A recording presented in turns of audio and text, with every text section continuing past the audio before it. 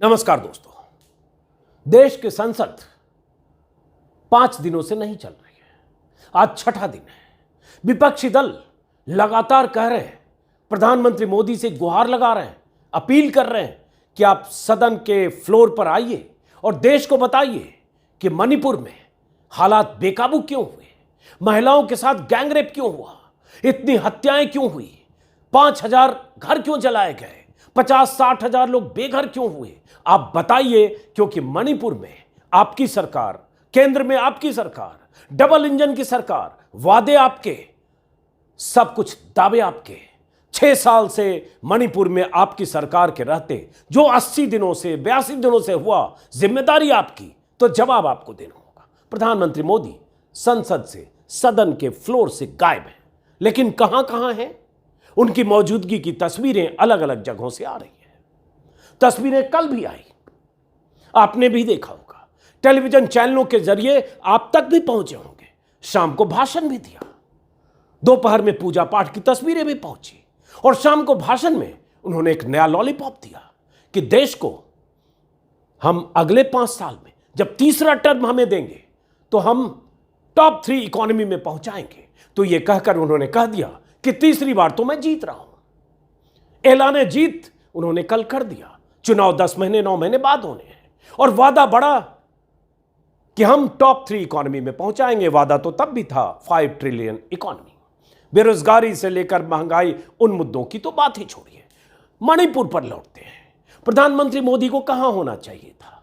सदन में नहीं है। कहां? तस्वीरों पर। और आज के टेलीग्राफ की हेडलाइन पर बात करूंगा, जहां टेलीग्राफ ने आज प्रधानमंत्री मोदी को उनकी वो शपथ याद दिलाई है जो शपथ 2014 में भी उन्होंने ली थी, 2019 में भी ली थी, जब दिल्ली की सत्ता पर काबिज हुए थे गुजरात से दिल्ली आकर।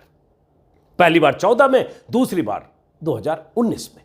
क्यों संविधान की शपथ आज टेलीग्राफ उन्हें याद दिला रहा है? शपथ की लाइनें टेलीग्राफ ने यहां क्यों लिखी है? जो प्रधानमंत्री पद की शपथ लेते हुए 30 मई को प्रधानमंत्री ने कहा था, क्यों लिखा है?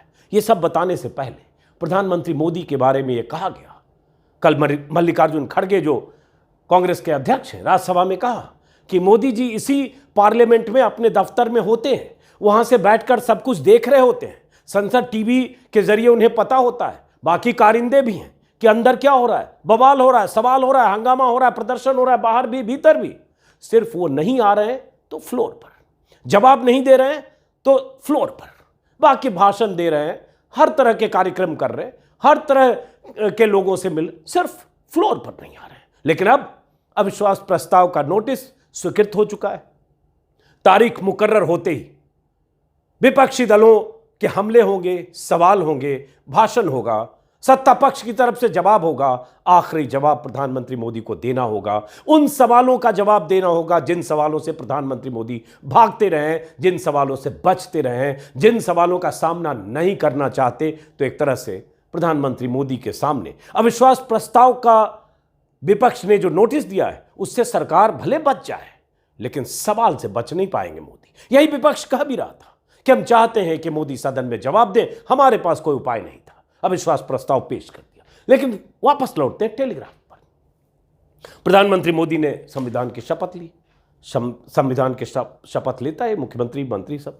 लेकिन प्रधानमंत्री मोदी जब शपथ लेते हुए जिन शब्दों का इस्तेमाल शपथ में होता है, उसको अंग्रेजी में यहां लिखा है और कुछ तस्वीरें छापी है। इन तस्वीरों का मतलब इस तस्वीर से क्या है, और ये इस तस्वीर के साथ जो कल की तस्वीर है प्रधानमंत्री मोदी की, टेलीग्राफ ने इन 3 तस्वीरों को क्यों छापा है, ये आगे बताने से पहले शपथ में क्या कहा जाता है सुनिए शपथ की कुछ लाइनें, और समझिए कि द टेलीग्राफ एकमात्र अखबार है देश का जो उन्हें संविधान की शपथ उस प्रधानमंत्री को याद दिला रहा है जो प्रधानमंत्री संविधान की शपथ लेकर लोकतंत्र के मंदिर में, लोकतंत्र के मंदिर के मुख्य पुजारी होकर, हालांकि उन्होंने नया मंदिर बनवाया ठीक सामने, वहां से गायब है।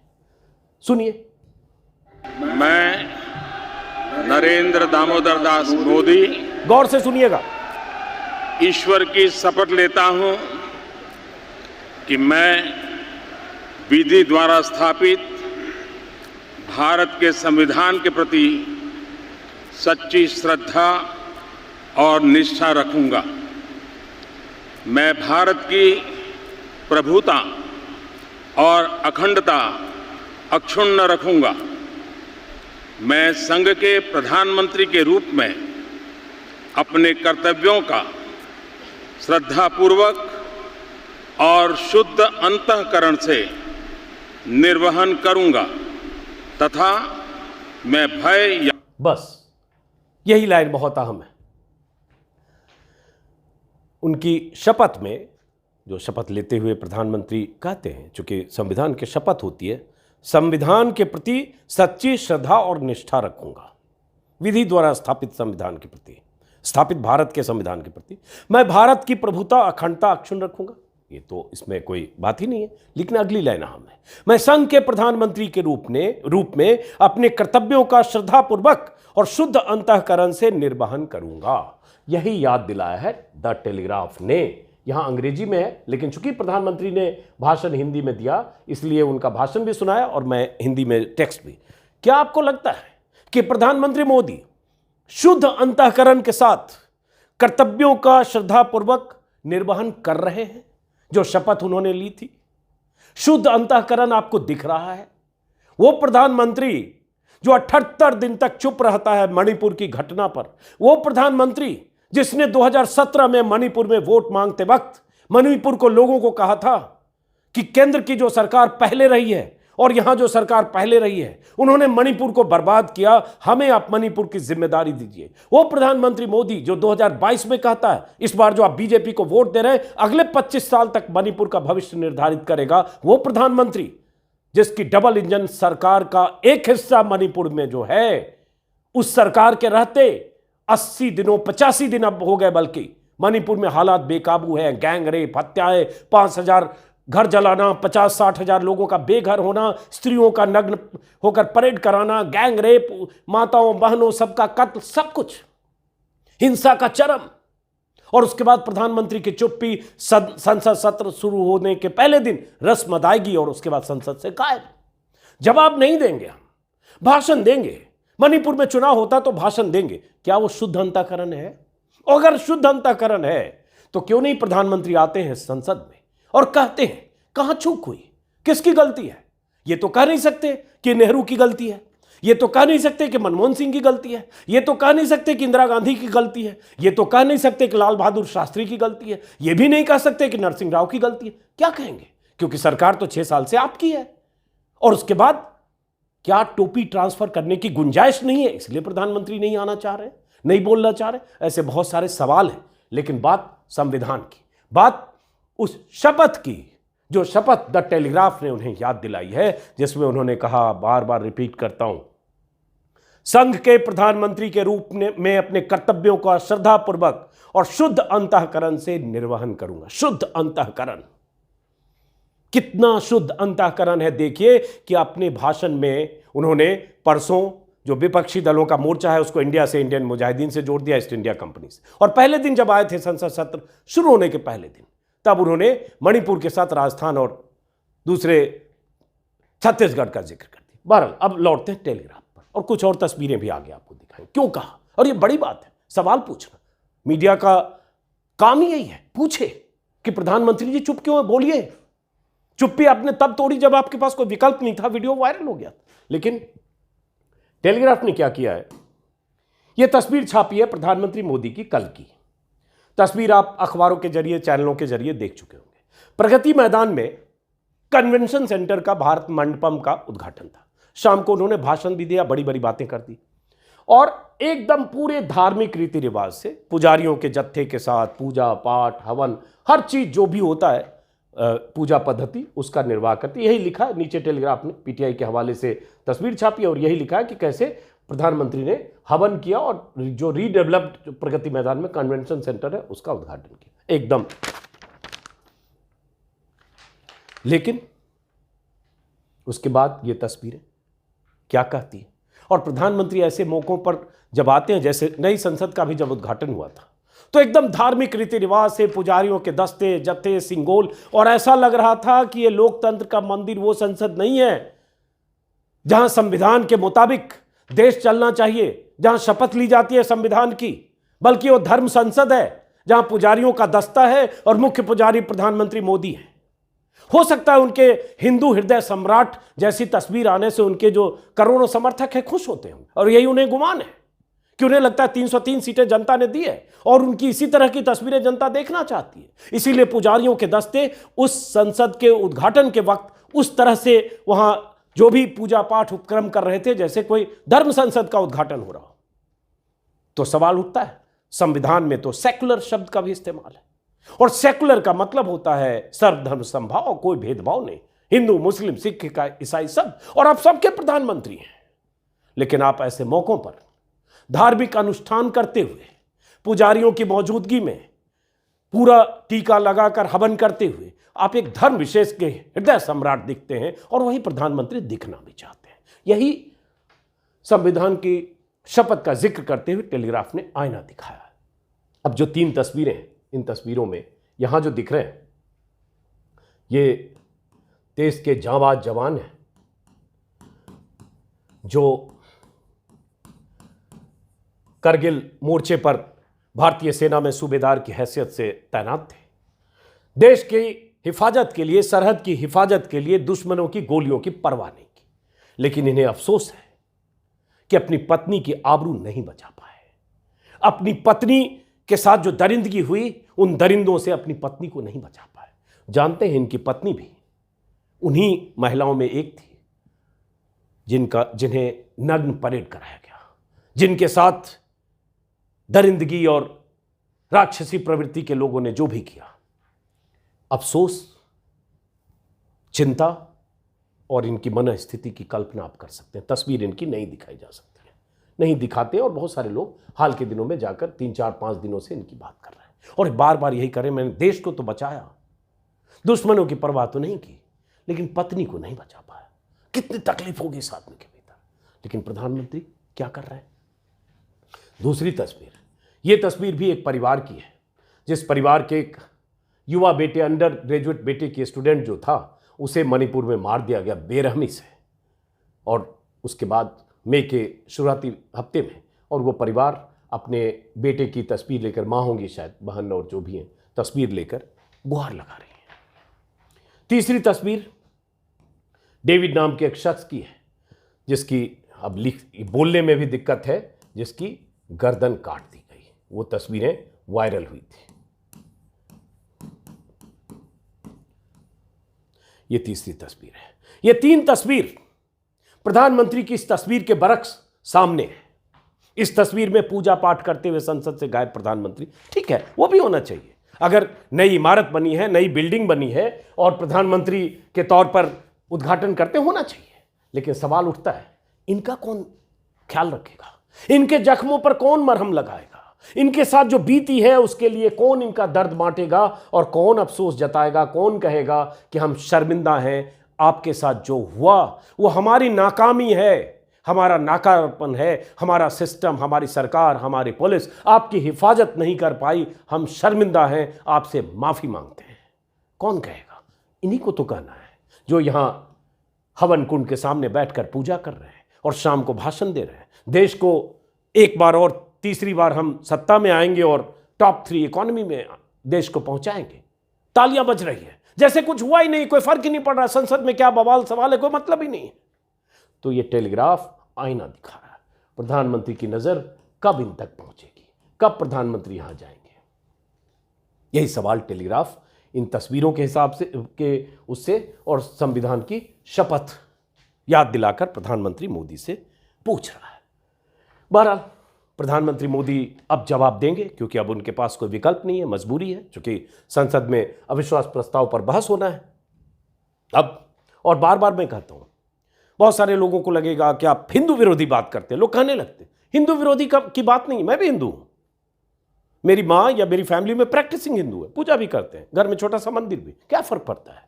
मैं हिंदू हूं, ये मेरी निजी आस्था है। लेकिन मैं अगर किसी पद पर हूं या ये किसी पद पर है तो इनका संवैधानिक दायित्व है। इनके लिए सबसे बड़ी किताब संविधान है, इनके लिए जो भी है वो संविधान है, क्योंकि शपथ तो इन्होंने संविधान की ली थी। तो संविधान की शपथ लेकर जो कहा इन्होंने कि अपने कर्तव्यों का श्रद्धापूर्वक शुद्ध अंतःकरण से निर्वहन करूंगा, वो करना चाहिए। लेकिन पोस्टरिंग ऐसी की जाती है, खुद को पेश ऐसे करते हैं जैसे हिंदू हृदय सम्राट 50 पंडितों या दर्जनों पंडितों के सामने, हवन कुंड के सामने यज्ञ करते हुए, पूजा करते हुए, अब मंदिरों में इनकी तस्वीरें देखते होंगे। इससे लगता नहीं है कि प्रधानमंत्री के तौर पर एक धर्म विशेष की नुमाइंदगी करते हुए दिखना चाहते हैं, उस बहुसंख्यक आबादी की नजरों में उसी तरह से आना चाहते। यही इनका ट्रैक रिकॉर्ड है, यही इनका अतीत है, और यही इन्हें नरेंद्र मोदी बनाता है, गुजरात से लेकर यहां तक, और यही टेलीग्राफ उन्हें बताता है। शपथ में और भी कुछ चीजें लिखी होती है जो शपथ ली जाती है। मैं भय या पक्षपात, अनुराग या द्वेष के बिना सभी प्रकार के लोगों के प्रति संविधान और विधि के अनुसार न्याय करूंगा। तो क्या भय या पक्षपात, अनुराग या द्वेष के बिना सभी प्रकार के लोगों के प्रति संविधान और विधि के अनुसार न्याय प्रधानमंत्री मोदी कर रहे हैं? और अगर न्याय कर रहे होते तो इनकी ये स्थिति जो यहां है, ये ऐसी स्थिति क्यों होती? और अगर इनके साथ नाइंसाफी हो गई तो क्या प्रधानमंत्री इतने चैन से यहां हवन कुंड के सामने बैठे होते और शाम को टेलीविजन चैनलों पर लाइव ऐसे भाषण दे रहे होते? भाषण अभी भी देंगे, भाषण अविश्वास प्रस्ताव के आखिर में जवाब में भी देंगे। भाषण ही तो देना है। भाषण देना और संविधान की जो शपथ ली है उसका अक्षरशः पालन करना, दोनों में जमीन आसमान का फर्क है। बहरहाल आगे तस्वीरें, ये कल की ही तस्वीर है जो प्रगति मैदान में जो भारत मंडपम का उद्घाटन हो रहा था, तो प्रधानमंत्री ड्रोन उड़ा रहे थे। ड्रोन से इनको बहुत मोहब्बत है। ड्रोन की महिमा भी कई बार बता चुके हैं, कल के वीडियो में भी मैंने बताया था। ये कन्वेंशन सेंटर है भारत मंडपम, प्रधानमंत्री मोदी के हाथ में ड्रोन है। और ड्रोन को लेकर ये पिछले साल उनका बयान था कि मैं ड्रोन से भेजकर कहीं की स्थिति के बारे में पता कर लेता हूं। लोगों को लगता है मुझे पता कैसे चला, तो दरअसल ड्रोन से नजर रखता हूं। कल भी मैंने कहा था, फिर कहता हूं, एक ड्रोन भेजते ना मणिपुर, ड्रोन से नजर रखते ना मणिपुर में क्या हो रहा है, भेज देते ड्रोन, पता कर लेते कि मणिपुर में ऐसी स्थिति क्यों है, आपका मुख्यमंत्री बिल्कुल नाकारा क्यों है। महाभारत में धृतराष्ट्र की कहानी है। आंखों से वो देख नहीं पाते थे, तो उनके पास संजय था। वो संजय कुरुक्षेत्र के मैदान में जो कुछ हो रहा होता था, किस दिन किसकी तरफ ज्यादा लोग मारे गए, या किस दिन कौन बच गया, किस दिन हमले में कौन खेत रहा, कृष्ण ने क्या किया, अर्जुन ने क्या किया, कौरव ने क्या किया, पांडव ने क्या किया, किसका कितना नुकसान हुआ, सब कुछ संजय धृतराष्ट्र को बताता था। धृतराष्ट्र अपडेट रहते थे। मैं इन्हें धृतराष्ट्र नहीं कह रहा हूं, लेकिन ड्रोन को संजय मान लीजिए, चूंकि ये खुद ही कहते हैं ड्रोन से हम पता कर लेते हैं, तो अपने संजय को, जिसको हाथ में थाम रखा है ड्रोन रूपी संजय को भेजते मणिपुर, पता कर लेते। और उसके बाद जो तंद्रा टूटी 78 दिन बाद, वो तंद्रा पहले टूटती, हालांकि अभी भी टूटी कि नहीं पता नहीं, क्योंकि मणिपुर में स्थिति अभी भी पूरी तरह से कंट्रोल में नहीं है। तस्वीरें ऐसी आ रही है, अभी कल की, परसों की, उसके पहले की आगजनी हिंसा की तस्वीरें जो चैनल के रिपोर्टर अब जा रहे हैं, वो सब वहां से ऐसी तस्वीरें दिखा रहे हैं। सिर्फ प्रधानमंत्री और उनकी सरकार ने 76-78 दिनों तक पूरे मामले पर लीपापोती करने की कोशिश की। वो पता नहीं चलता अगर वो वीडियो वायरल नहीं होता, जो 19 जुलाई को वीडियो वायरल हुआ। इनकी जुबान नहीं खुलती अगर 19 जुलाई को वीडियो वायरल नहीं होता, जब इनके पास कोई विकल्प नहीं होता, और जब सुप्रीम कोर्ट ने भी कह दिया आप एक्शन लो, नहीं तो हम एक्शन लेंगे। बहरहाल आगे संसद में रात की 2 तस्वीरें हैं। आपको पता होगा कि संजय सिंह जो राज्यसभा सदस्य हैं, उन्हें निष्कासित कर दिया गया है पूरे सत्र के लिए राज्यसभा से, ये कहकर कि आपने संसद में हंगामा किया, राज्यसभा में अपने नियमों की उल्लंघन किया। पीयूष गोयल केंद्रीय मंत्री ने प्रस्ताव दिया, सभापति ने, उपराष्ट्रपति ने बाहर कर दिया। अब ये संसद परिसर में गांधी मूर्ति के पास सुबह से लेकर रात तक 24 घंटे बैठे रहते हैं। इनके साथ कुछ सांसद जाते हैं, कुछ उनसे जो विपक्षी दलों के हैं उनके पास बैठते हैं, कोई शायरी सुनाता है, कोई कविता, कोई नारेबाजी। 3 तस्वीरें हैं, यह आज सुबह की है जो संजय सिंह ने वीडियो अपने ट्विटर पर जारी किया, वो भी बताऊंगा। आगे कुछ स्मृति ईरानी के बारे में भी। और ये पहले सुनिए, ये इमरान प्रतापगढ़ी हैं, ये कांग्रेस के राज्यसभा सदस्य हैं और शायर भी हैं। सुनिए पहले इंडिया फीलिंग। के तमाम साथी सांसद यहाँ मौजूद हैं। एक बोझिल सा माहौल है, और ऐसे में मुझे मेरा दोस्त है वरुण आनंद, उसकी एक गज़ल के कुछ शेर याद आ रहे हैं। धीमे धीमे कहता क्या है शोर मचा, धीमे धीमे कहता क्या है शोर मचा ये हाकिम ऊंचा सुनता है, शोर मचा ये हाकिम ऊंचा सुनता है, शोर मचा गूंगों में रह कर गूंगा हो जाएगा, गूंगों में रह कर गूंगा हो जाएगा, तू तो शोर मचा सकता है, शोर मचा तू। गूंगों में रहकर गूंगा हो जाएगा, तू तो शोर मचा सकता है, शोर मचा। किसी की गजल इमरान प्रताप गढ़ी ने सुनाई है, कल रात की तस्वीर है, ये भी कल रात की है। जिंदगी आंसुओं से नहाई न हो, शाम सहमी न हो, रात हो न डरी, भोर की आंख फिर डबडबाई न हो, इसलिए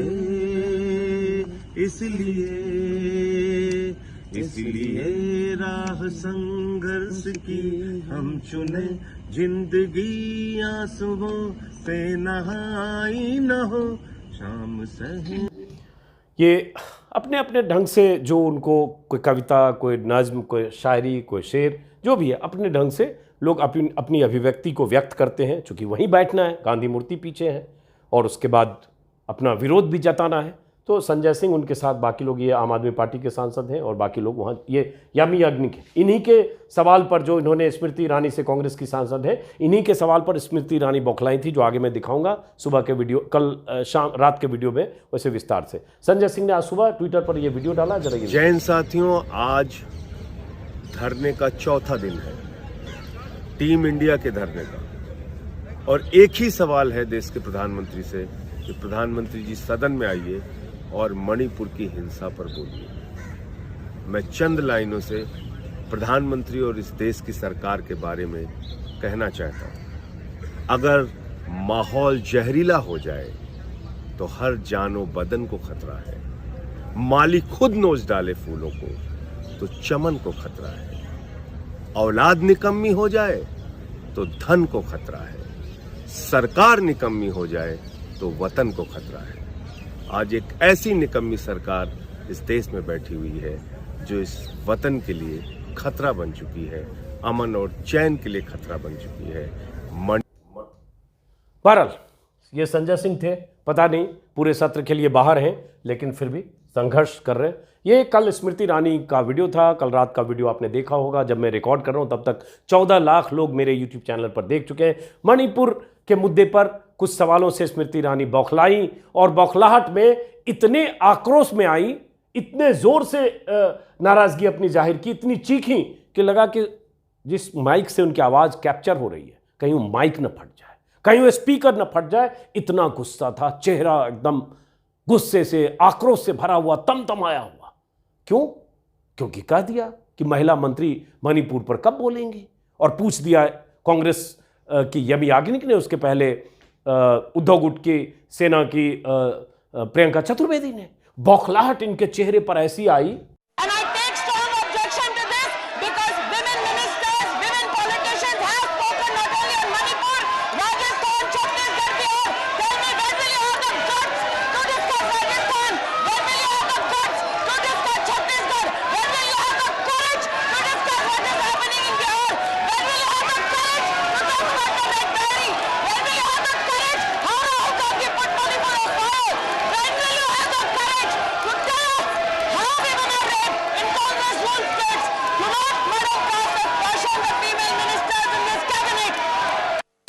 देखा आपने, इतना गुस्सा, आग लग गई, तन बदन में आग लग गई कि सवाल पूछ दिया मणिपुर पर किसी ने। विस्तार से कल के वीडियो में बताया, देख लीजिएगा। केंद्रीय मंत्री हैं, बाल विकास एवं महिला कल्याण मंत्री, महिला से जुड़े सवाल हैं। 100 मौकों पर इनकी 9 साल में चुप्पी है। 2014 के पहले इनके बवाल की तस्वीरें, वीडियो सब कुछ है, लेकिन जब भी इनसे कोई सवाल पूछा जाता है तो यही गुस्सा दिखता है। गूगल पर सर्च कीजिए स्मृति ईरानी एंगर, तो आपको ऐसे करते हुए स्मृति ईरानी दिखेगी जैसे सामने आके चमाटा मार दे, तमाचा मार दे। गर्दन पकड़ लेंगी। वो तो दूर थी अभी याग्निक कि वो दौड़कर वहां नहीं जा सकती, यहां होती तो तमाचा भी मार देती। हालांकि आगे आराम से बैठी हैं निर्मला सीतारमण, वित्त मंत्री, शांत बैठी हैं, पता नहीं उन्हें क्या लग रहा होगा। लेकिन इतनी चीख, इतनी चिल्लाहट, इतना गुस्सा, आपको शर्मिंदा जब होना चाहिए कि आप बाल विकास महिला कल्याण मंत्री हैं, आपकी सरकार पर आरोप है, मणिपुर की घटना के लिए जिम्मेदारी लेने का वक्त है, तो आप गुस्से में आग बबला हो रही है, एकदम फट पड़ी बम की तरह। लेकिन यही स्मृति ईरानी है, यही इनका वजूद है, यही इनका परिचय है, आक्रोश, गुस्सा। मुझसे कोई पूछ कैसे लिया? तो ये तस्वीर कल की है, विस्तार से फिर मेरे वीडियो में देख लीजिएगा। अब इस वीडियो को दोस्तों खत्म करते हैं। हमें पता है कि संविधान की शपथ एक रस्म अदायगी होती है, क्योंकि आप जब पद पर आते हैं तो आपको शपथ दिलाई जाती है। संविधान की शपथ तो यूपी के मुख्यमंत्री योगी आदित्यनाथ ने भी ली है, जो बीच बीच में बयान देते रहते हैं, भारत हिंदू राष्ट्र था, हिंदू राष्ट्र है, हिंदू राष्ट्र रहेगा। शपथ ली संविधान की और भारत हिंदू राष्ट्र है। तो ये बीजेपी में सब लोग ऐसे ही हैं और ये तो टॉप पे है। तो कोई ज़रूरी थोड़ी है कि जो कहें, जो शपथ ली वही करें। ये टेलीग्राफ की गलती है कि इनसे अपेक्षा रखता है कि जो इन्होंने शपथ ली और वही करेंगे, उसी पर अमल करेंगे। इन्हें ये करना है, वोट इससे मिलता है, यहां जाने से वोट की गारंटी नहीं है। इन्हें लगता है इनकी जो बहुसंख्यक आबादी है, हिंदू आबादी, वो इन्हें इसी रूप में देखना चाहती है, इन्हें पता है। तो जब पता है तो उसी हिसाब से हिंदू हृदय सम्राट जी काम करते हैं। ठीक है, बयान दे देते हैं कि मेरा हृदय क्रोध और दुख से भरा हुआ है, वो बयान है। अब बयान नहीं है तो देखते हैं अब जो बयान आना है संसद में अविश्वास प्रस्ताव के जवाब में, इंतजार रहेगा। फिलहाल इस वीडियो को खत्म करते हैं, टेलीग्राफ को सलाम करते हुए। ऐसी पत्रकारिता आप करते रहें ताकि आपके हवाले से हम भी देश दुनिया को कुछ बताते रहें। नमस्कार।